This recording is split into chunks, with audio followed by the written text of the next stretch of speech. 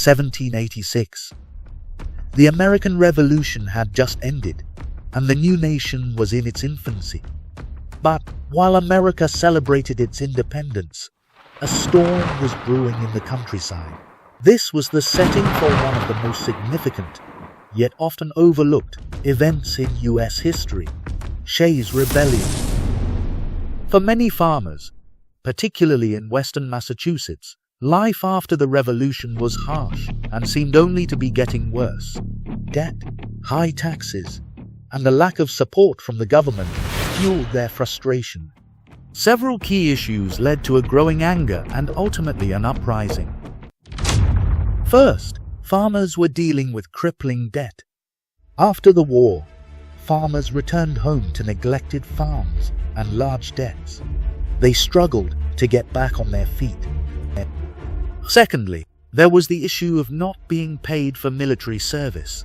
Many of the farmers were veterans who had not been paid for their service in the American Revolution.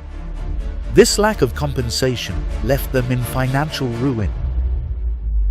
Thirdly, the burden of high taxes. Massachusetts imposed taxes higher than those under British rule to pay off war debt. Farmers, already struggling, found these taxes unbearable. Fourthly, the requirement of payments in hard currency. The government demanded taxes be paid in scarce gold or silver, which made it nearly impossible for farmers to pay. Fifthly, the issue of foreclosures and imprisonment. When farmers couldn't pay, their farms were seized, and some were even sent to debtors' prison. This pushed many to the brink of desperation.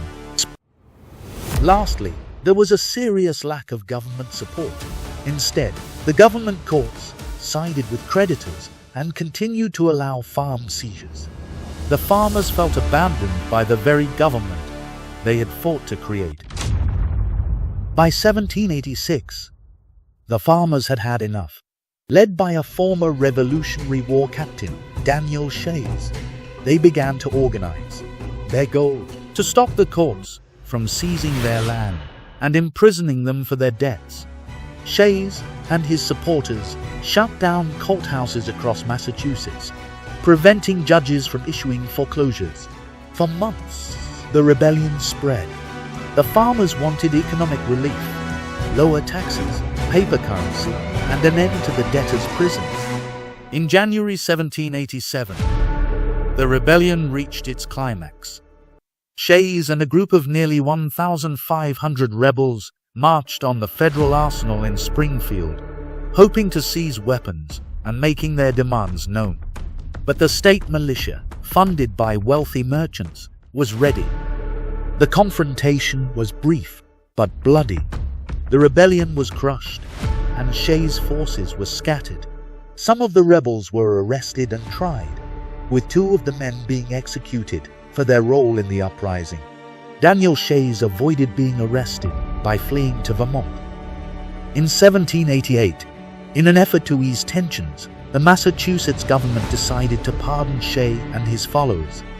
Shays lived the rest of his life in poverty, dying in 1825. What was the impact of the rebellion? Though the rebellion was over, its impact was just beginning. This was because Shays' Rebellion sent shockwaves throughout the nation. The federal government, under the Articles of Confederation, was too weak and had been powerless to stop the uprising. There was no national army to defend the arsenal, no authority to keep the peace throughout the nation. The uprising convinced states that the country needed a new constitution, a new government. This led to the Constitutional Convention in 1787, where the Founding Fathers decided to draft a new constitution, one that would give the new federal government much more power. Though Daniel Shays' rebellion was short-lived, its legacy is lasting. It helped pave the way for the Constitution that governs the United States today.